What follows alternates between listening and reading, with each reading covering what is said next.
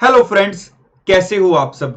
अच्छा देखिए, आज की वीडियो का जो कंटेंट रहेगा, सबसे पहले वो बता दूं कि हमारे पास अभी जो बैलेंस डेज हैं, चाहे हमारे सिंगल बोथ ग्रुप्स वाले बच्चे हैं, सिर्फ सेकंड ग्रुप है या फाउंडेशन वाले हैं जिनके एग्जाम थोड़ा लेट हुए हैं, वो तो मैंने आपको प्रॉपरली गाइड करना ही करना है। इवन प्रेफरेंस वाइज ही कैसे चीजों को थोड़ा इंपॉर्टेंस देकर पहले लेकर आओ, किन को थोड़ा पीछे करो, ठीक है। वो चीज तो आप बहुत ध्यान से देखना।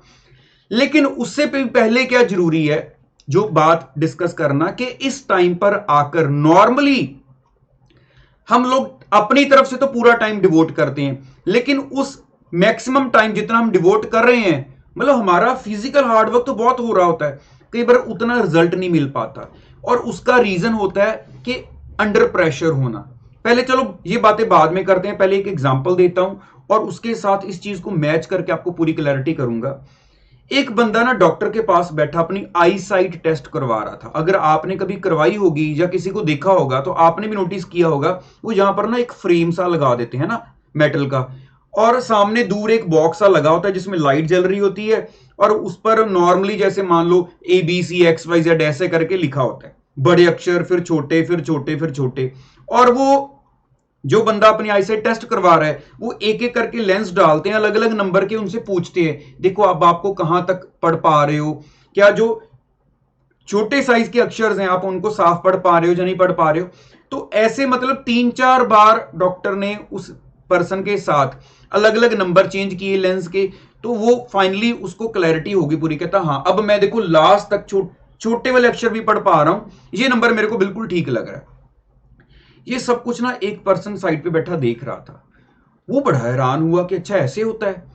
अब उसके जाने के बाद वो आके बैठ गया सीट पर, कहता डॉक्टर साहब मैं मेरे से भी नहीं पढ़ा जा रहा वो, तो आप मेरे भी मतलब जरा टेस्ट करो। तो डॉक्टर ने फिर से दोबारा वहां पर वो लगाया फ्रेम, और उस बंदे ने बोला नहीं जी मैं अब अभी नहीं पढ़ पा रहा हूं। तो उसके बाद उन्होंने लेंस नंबर चेंज किया, जैसे नंबर बढ़ाया, फिर पूछा कि देखो, अब कहते नहीं जी मैं अभी भी पढ़ नहीं पा रहा हूं। फिर नंबर चेंज किया, तो जैसे जैसे नंबर बढ़ाते गए, वो बंदा उल्टा कहता जी अब तो मुझे आप भी नजर नहीं आ रहे। तो बड़ा डॉक्टर साहब हैरान हुए, कहते कि मतलब ये चक्कर क्या है, मैंने सभी नंबर ट्राई कर लिए, आप पढ़ क्यों नहीं पा रहे हो। अच्छा आप एक बात बताओ, आपको पढ़ना आता है। कहता नहीं जी, वही तो जहां पर बैठा हूं सीखने के लिए। अब आप सोचो जरा, मतलब वो बंदा क्या सोचकर बैठा था कि शायद वो लेंस डाले जाएंगे, मैं वो पढ़ लूंगा जो मेरे को पढ़ना ही नहीं आता। मतलब उस बंदे को ABC नहीं आती थी, और उसको लगा क्या कि शायद उस बंदे के, कह लो कि लेंस की वजह से उसको पढ़ना आ गया, और मैं भी शायद ऐसे पढ़ना सीख जाऊंगा। अब आप ये सोचो, अभी इसको जरा मैच करें हम अपनी, कह लो, प्रॉब्लम के साथ। एक बंदे की क्या प्रॉब्लम है, वो किस वजह से नहीं पढ़ पा रहा है, उसकी आईसाइट वीक है। दूसरे बंदे की क्या प्रॉब्लम है, उसकी आईसाइट बिल्कुल परफेक्ट है, लेकिन उसको पढ़ना नहीं आता, उसको पढ़ना सीखना है बल्कि। तो हम एक दूसरे की तरफ देखकर शायद उसकी प्रॉब्लम ऐसे ठीक हुई है, मेरी भी ऐसे ठीक होगी, हमें शायद ये चीजें लगती हैं। लेकिन बैकग्राउंड में किसकी क्या प्रॉब्लम है, उसको उस चीज पर वर्कआउट करना चाहिए, है ना। अब आई थिंक आप मेरी बात को अंडरस्टैंड कर पा रहे हो। देखो यहां पर, तो अगर मैं यहां पर ये बोलूं कि इस सिचुएशन पर आकर जैसे एग्जाम पास आ जाते हैं, तो बच्चों का नॉर्मली जो लिंक है ना, वो उनके टीचर के साथ थोड़ा सा गैप आना शुरू हो जाता है, क्योंकि वो क्लासेस से फ्री हो जाते हैं, उनका आपस में फ्रेंड सर्कल में ज्यादा लिंक रह जाता है। तो नॉर्मली क्या होता है कि अगर एक फ्रेंड थोड़ा आगे चल रहा है, तो जो थोड़ा पीछे है उसके ऊपर प्रेशर आता है, और वो जो काम कर सकता है वो भी नहीं कर पाता। तो यहां पर सबसे पहले तो मैं आपको एक रिक्वेस्ट ये करूंगा कि ठीक है, आप ये नहीं, मैं कह रहा हूं कि आप लिंक तोड़ दो, क्योंकि ऐसे अकेले बैठकर भी माइंड डिस्टर्ब हो जाएगा। पूरा लिंक रखो, अगला क्या कर रहा है वो सुनो, जरूर देखो, लेकिन आप अपनी तरफ से क्या आपकी पर्सनल स्ट्रेटजी होनी चाहिए उसके ऊपर मेनली फोकस करो। हो सकता है आप ज्यादा बेटर स्ट्रेटजी चला रहे हो, अगर वो आपसे ज्यादा आगे जा रहा है, हो सकता है वो चीजों को ज्यादा परफेक्ट वे में ना कर पा रहा हो, जल्दी जल्दी में निकाल रहा हो। तो इसलिए इस चीज में गलती से भी उलझना मत, पहली बात, ठीक है। अब आते हैं दूसरी बात पर कि अब हम करें क्या। देखो, जिन बच्चों का तो परफेक्टली अपना जो, कह लो कि रिवीजन का वर्क चल रहा है, और उनका चाहे मतलब उन्होंने मिक्सिंग करके सब्जेक्ट्स को वाइंड अप करना शुरू किया हुआ है, चाहे उन्होंने सब्जेक्ट्स को एक एक करके वाइंड अप करना शुरू किया हुआ है, अगर परफेक्टली जा रहे हो फिर तो उस हिसाब से चलो। कभी भी वहम में ना आओ कि शायद अब मैंने आके कुछ ज्यादा बेटर बता दिया है। हाँ, अगर आपको लगे कि आपके प्लान के अकॉर्डिंगली ये ज्यादा बेटर पॉलिसी लगेगी जो मैं अभी आपको बताने लगा हूं, तो आप चेंज कर लेना। अगर लगेगा आपका वाला ठीक है तो उसके ऊपर फेथ रख के चलो। अब मेरी मेन बात को ध्यान से सुनना। देखो, मैं सबसे पहले आपको दिखाता हूं जरा स्क्रीन पर हमारे जो हाथ में टाइम अभी अवेलेबल है। ये देखो कि अगर मैं आज, जैसे अभी 11 अक्टूबर है, तो एक थोड़ा सा अगर हम एस्टिमेट लगाएं कि जैसे हमारे जो एग्जाम है, अगर जिन बच्चों के तो 1 नवंबर के आसपास अराउंड अबाउट स्टार्ट हो रहे हैं, तो अगर फर्स्ट पेपर के मैं 3-4 दिन चलो छोड़ दूं, तो मैं 26 अक्टूबर तक अगर डेज काउंट करूं जो मैं अपने हिसाब से यूज कर सकता हूं, तो 16 डेज बन रहे हैं, है ना, 16 डेज हमारे पास। तो जिन बच्चों के ग्रुप 2 के एग्जाम है, सिर्फ ग्रुप 2 के, क्योंकि देखो जिनके तो बोथ के हैं या फर्स्ट ग्रुप के हैं, वो तो नवंबर के स्टार्टिंग में आएंगे, तो 16 दिन लेकर चलो, सिंगल फर्स्ट ग्रुप वाले बच्चे या बोथ वाले बच्चे।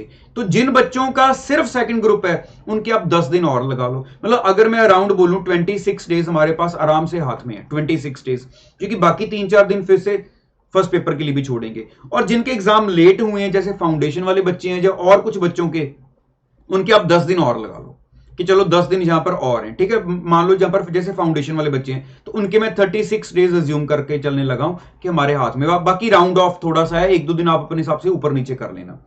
तो अब इस कैलकुलेशन को अगर जरा यूज किया जाए, तो ये देखो हमारे पास 16 डेज हैं उन बच्चों के लिए जिन बच्चों का या तो ग्रुप 1 है या फिर बोथ ग्रुप्स हैं।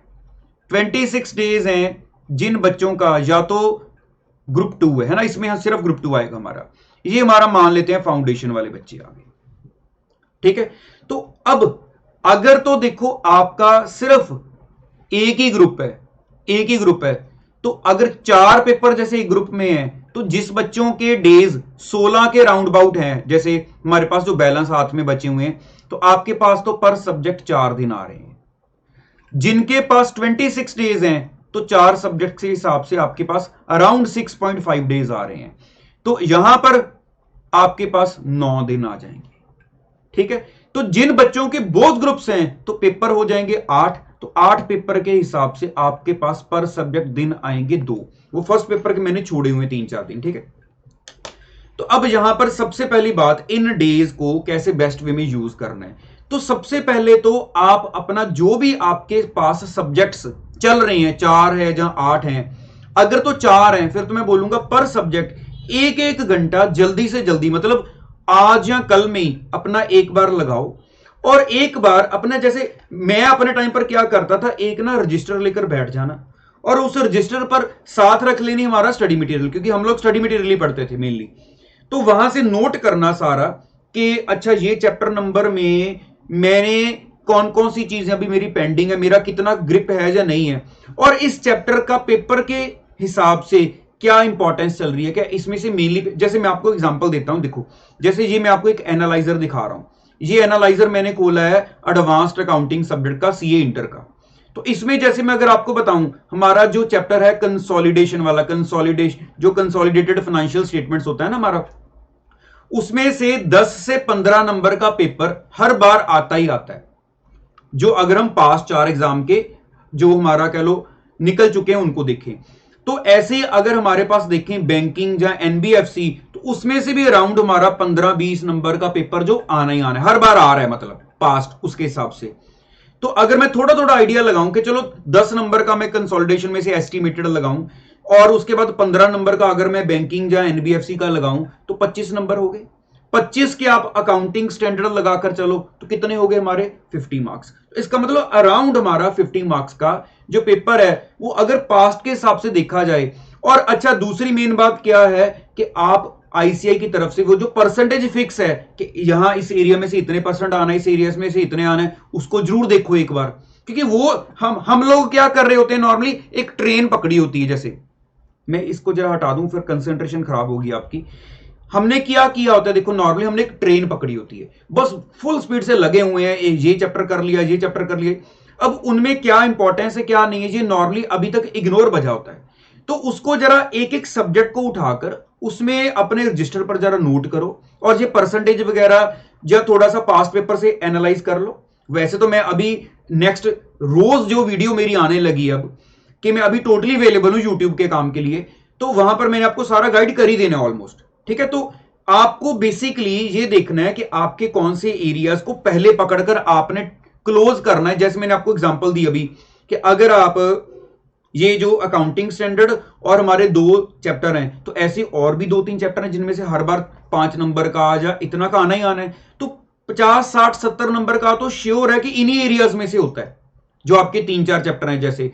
तो इस हिसाब से आपको मतलब ये आइडिया अगर आप लगा लोगे, तो ये जो मैं अभी आपको डेज दिखा रहा था, तो ये देखो, ये मैं आपको डेज दिखा रहा था ना अभी, तो इसमें आपको जैसे अब डेज को कैसे प्लान करना है वो भी साथ में बताने लगा हूं। जैसे जिस बच्चे के तो पर सब्जेक्ट 4 दिन आ रहे हैं, मान लो एक बेस ले लेते हैं 4 दिन वाला बच्चा, पर सब्जेक्ट अगर 4 दिन आ रहे हैं, तो यहां पर अब ये आपके ऊपर डिपेंड करता है कि आप एक एक सब्जेक्ट करके 4-4 दिन लगाना चाहते हो या फिर आप थोड़ा मिक्स एंड मैच करके चलना चाहते हो। देखो मैं प्रेफरेंस दूंगा मिक्स एंड मैच को, क्योंकि कई बच्चे ना, जैसे बोल दिया जाए कि आपके पास एक पेपर के लिए 2 ही दिन है या एक पेपर के लिए 4 ही दिन है, तो उस प्रेशर में काम कवर नहीं कर पाते। अगर मैं ये बोलूं 4 दिन पर सब्जेक्ट है, तो आप जरा 3 सब्जेक्ट उठा लो, थोड़ा मिक्स कर लो, तो 4 × 3 आपके पास 12 दिन हो गए, तो थोड़ा सा हौसला हो जाता है। अच्छा 12 दिन लगाने इनको, लेकिन वो 12 दिन में आउटपुट कैसे बेस्ट निकालनी है, वो पहले 1-1 घंटा पर सब्जेक्ट जरा थोड़ा सा एक एस्टिमेट लगा लो, अपना कॉपी पर लिख लो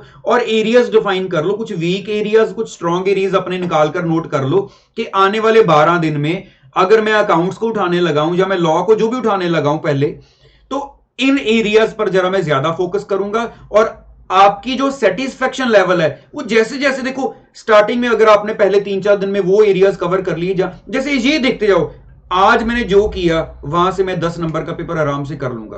अच्छा कल मैंने जो करना है वो मेरे को 15 नंबर दिलाएगा, परसों मैंने जो करना है उसमें से 5 नंबर का आता है। तो इससे साथ ना एक तो कॉन्फिडेंस आता है, दूसरा आपका जो मोटिवेशन लेवल है अपने आप बना रहता है। वरना अगर मोटिवेशन देखकर कोई फिर मोटिवेट हो गए तो वो आधा दिन से ज्यादा काम नहीं करेगी। उसके लिए आपकी आउटपुट अच्छी निकलनी चाहिए। अगर आपकी आउटपुट अच्छी है, आपके पास ठीक रूटीन है, अगर आप अपना पूरा काम परफेक्ट वे में कर रहे हो, इसका मतलब फिर आपको डीमोटिवेट होने का टाइम ही नहीं मिलेगा।